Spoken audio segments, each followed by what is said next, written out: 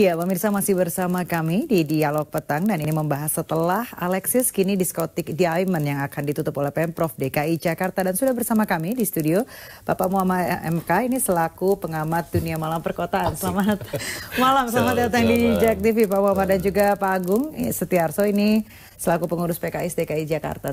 Selamat malam, selamat datang di Jak TV. Assalamualaikum warahmatullahi wabarakatuh. Waalaikumsalam. Pak, saya ke Pak Muhammad ini melihat bahwa banyaknya tempat-tempat hiburan malam yang ditutup ini. Apakah sudah efektif begitu? Tergantung isunya apa dulu ya gitu. Jadi kalau hari ini temanya misalnya setelah Alexis, ini diskotik Diamond. Saya punya catatan tersendiri dalam hal ini. Kalau saya sepakat bahwa narkoba, prostitusi harus enyah, iya. Ya. Dalam kasus yang terjadi di Alexis sama yang terjadi di Diamond itu ada sudut pandang yang berbeda.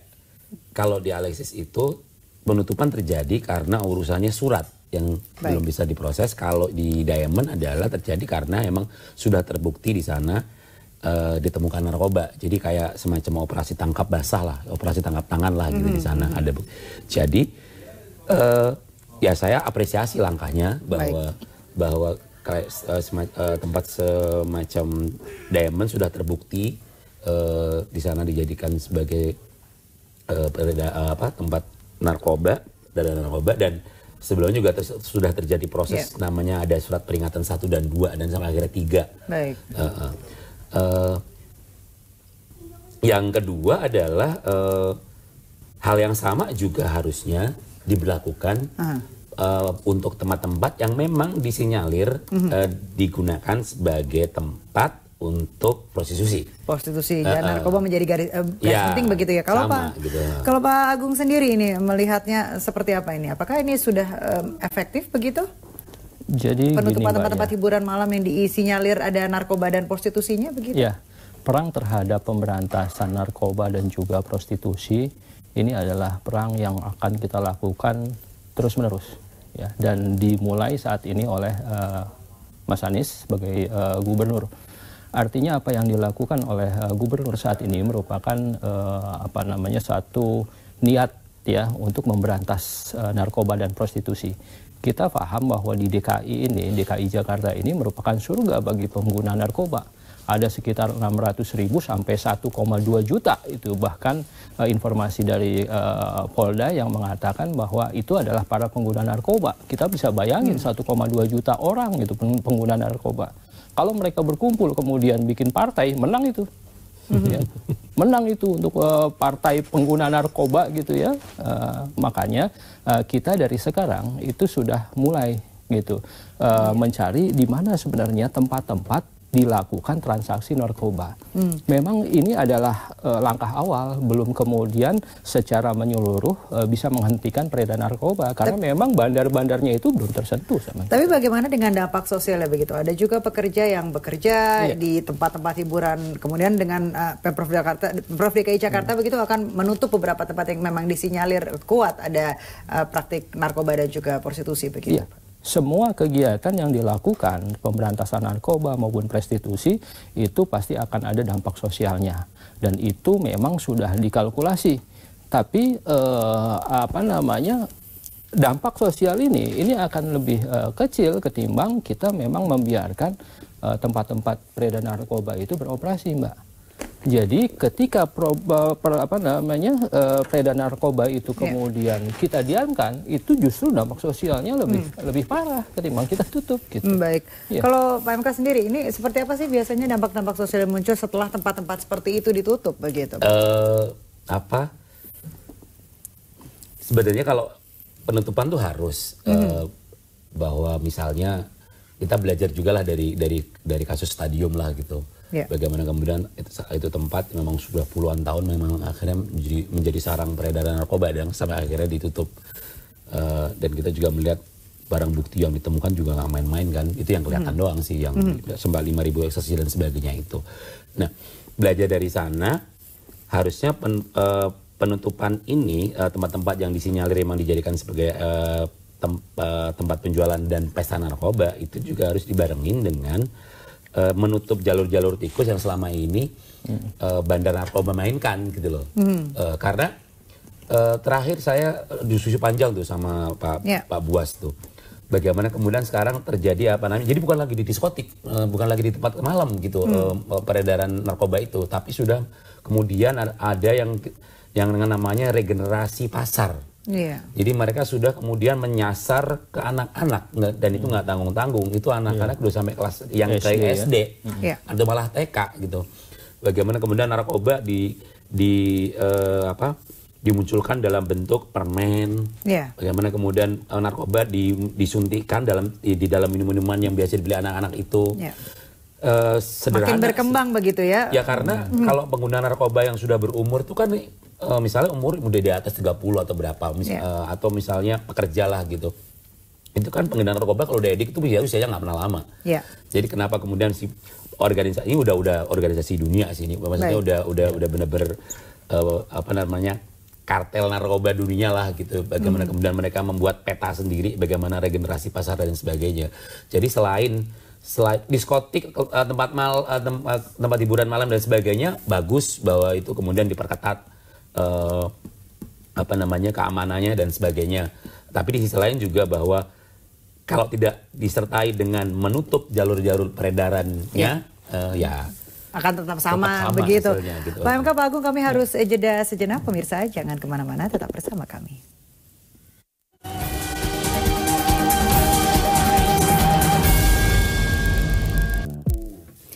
Iya, pemirsa masih bersama kami di Ada Berita Petang masih membahas setelah Alexis kini diskotik Diamond yang akan ditutup oleh Pemprov DKI Jakarta. Kalau tadi kita sebelum break sempat menyinggung banyak juga begitu ya dampak sosial yang ditimbulkan.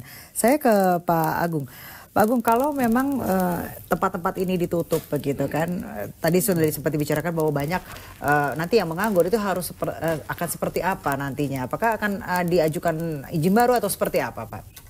Ya silahkan saja selama memang diskotik ataupun karaoke itu tidak melanggar. Jadi kalau ada pelanggaran maka ditutup, itu merupakan satu hal yang wajar gitu ya. Jadi kemudian kalau misalnya ada dampak yang kemudian muncul akibat penutupan, ya mungkin mereka bisa membuat satu usaha baru ya, atau bisa diskotik baru yang tidak ada narkoba dan prostitusinya gitu. Begitu ya, Pak ya. Jadi ini merupakan satu normal ya ketika ditutup ada yang dampak yang muncul seperti itu. Nah, Pak Muammar tadi sempat menyebutkan adanya regenerasi pasar begitu terkait narkoba, prostitusi dan sebagainya begitu. Itu memang sudah sedemikian darurat ya di kalau kita Indonesia? hitung misalnya ya tempat hiburan yang ada di Jakarta, tempat hiburan tuh bisa malam, bisa siang, bisa pagi. Jadi kalau disebut hiburan malam tuh kesannya cuman malam aja, padahal nggak ada pagi juga gitu. Tempat hiburannya itu ada yang buka 19 jam kan gitu, bukan 24 jam. Jadi kesannya kok bukanya malam doang, padahal nggak. Dan peredaran narkoba nggak kenal waktu juga. Dari pagi, dari manapun dia bisa beredar gitu. Bandarnya jago-jago soalnya kan gitu. Nah memang pasar yang karena tempat hiburan ini paling gampang kan, tempat bertemu orang, ada suasana, ada musik, ada sebagainya kan. Makanya yang paling dituju adalah karena tempat berkumpulnya orang. Jadi di sana kemudian nyasar para bandarnya nyasar ke sana. Tapi ini kan kemudian mereka juga istilahnya punya rencana lagi bagaimana meregenerasi pasar. Karena kalau hanya pasarnya, kalau itu pasarnya ditutup begitu, apakah akan kececer di mana-mana? Akan jadi banyak peredaran di mana-mana? Istilahnya ya namanya juga cari jalan baru. Iya. Kalau dia sekarang bisa menyelundupkan narkoba yang misalnya kasus-kasus yang 1 ton ketangkep itu yang kelihatan loh. Artinya kan berarti selama ini yang lolos berapa kan gitu. Karena sampai hari ini misalnya, dan yang paling parah adalah sekarang gini, bahwa narkoba itu sekarang hadir dengan varian-varian baru yang bahkan saking canggihnya sampai dia bisa masuk ke apa aja. Misalnya kita kenal, misalnya sekarang ada narkoba yang itu bentuknya kopi. Ada kita pernah kenal dulu namanya sempat ngetop tuh bahwa narkoba MDMA udah lewat masanya. Dulu sempat kita heboh kayak gitu kan. Terus ada varian yang kita kenal namanya dari Magic Water, kemudian nongol lah dia Blue Sapphire, kemudian nongol lagi sekarang dia kopi, kemudian nongol lagi sekarang dia bentuknya udah kayak jus disasetin gitu. Jadi itu yang kita kenal namanya sintetis itu. Perkembangan ini yang kemudian memang dari satu sisi ini kan bagian dari mereka bagaimana kemudian menyelundupkan narkobanya kan gitu. Iya. Supaya gampang kan, beberapa emang ketika dideteksi dia nggak itu negatif loh. Jadi seremnya udah sampai agak gitu, bagaimana kemudian canggihnya terdeteksi gitu ya. Nggak terdeteksi lagi gitu. Ini saya Jadi, tambahkan ini kalau nanti. Silakan Pak. Ya, jadi kasus-kasus narkoba ini memang kalau menurut saya ibarat puncak gunung es ya, fenomena. Iya. Di permukaan itu hanya terlihat sedikit, tapi di bawahnya itu sangat banyak sekali gitu loh. Bahkan ada sekitar 665 varian jenis narkoba. Apakah bisa diidentikan itu hanya di tempat-tempat hiburan dalam narkotik malam begitu? Utamanya di situ. Utamanya di situ karena memang di situ tidak terpantau. Ya, tidak terpantau. Kalau di tempat lain kan terbuka. Ya, sangat mudah, dan di situ memang banyak adalah orang-orang yang punya punya uang lah untuk membeli itu ya. Jadi tempat-tempat seperti itu memang utama untuk menjadi sasaran pemberantasan narkoba gitu. Nah, memang di Indonesia ini ada 65 yang masuk ya variannya. Dan 65. Itu seperti itu. 65 yang ketahuan gitu ya. Nggak tahu saya kalau misalnya ada jenis lain. Dan cara-cara penyelundupannya juga sudah bervariasi. Ya, ada yang kemudian dimasukkan ke dalam beton, ya, ada yang dimasukkan ke dalam campuran-campuran material yang lain gitu, sehingga tidak terdeteksi oleh alat-alat pendeteksi konvensional, ya, seperti anjing pelacak segala macam itu sudah tidak terdeteksi lagi. Iya, Pak Agung, apakah di masa pemerintahan gubernur yang baru ini akan memang benar-benar fokus untuk strict memberantas tempat-tempat yang memang diduga ini ke depannya? Apakah ada beberapa tempat lagi yang akan mungkin ditutup sama Pak Gubernur dan Pak Wakil Gubernur begitu? Jika terbukti pasti akan ditutup. Jika terbukti pasti. Jika terbukti. Jika terbukti. Ya? Kalau nggak terbukti kita juga nggak bisa menutup. Kita nggak ada dasar untuk menutup. Ya, yang kita perangi bukan diskotik, yang kita perangi adalah narkoba dan prostitusi. Ya, kalau ada narkoba di dalamnya ketahuan, ya, oleh karena itu maka sebenarnya kita juga menyarankan kepada Pak Gubernur, Pemprov untuk pemeriksaan terhadap pengunjung diskotik itu harus diperketat. Kalau bisa ada anjing pelacak gitu ya. Baik, Pak Muammar, ini sedikit untuk menutup diskusi kita hari ini, seperti apa tanggapannya? Ya, saya sepakat bahwa prostitusi narkoba harus di stop. Nggak boleh ada gitu. Bahwa ya sekarang yang paling penting adalah bagaimana kemudian mengoptimalkan operasi-operasi sih untuk saat ini, karena emang kalau ada 3.000 sekitar 3.000-an tempat hiburan yang ada di Jakarta itu nggak gampang loh. Tapi berarti setuju ya dengan adanya penutupan tempat-tempat apa yang terjadi di Diamond sebenarnya sudah melalui prosedur kan gitu. Dia udah diberi peringatan pertama, ada peringatan kedua, dan kemudian ditutup. Gitu. Baik, terima kasih Pak Muammar, terima kasih Pak Agung atas waktunya berbincang bersama kami ini. Semoga saja pemerintah benar-benar serius begitu ya mengatasi permasalahan ini. Dan pemirsa, pemilik kendaraan protes mobilnya dirazia petugas. Informasinya akan kami hadirkan usai jeda pariwara.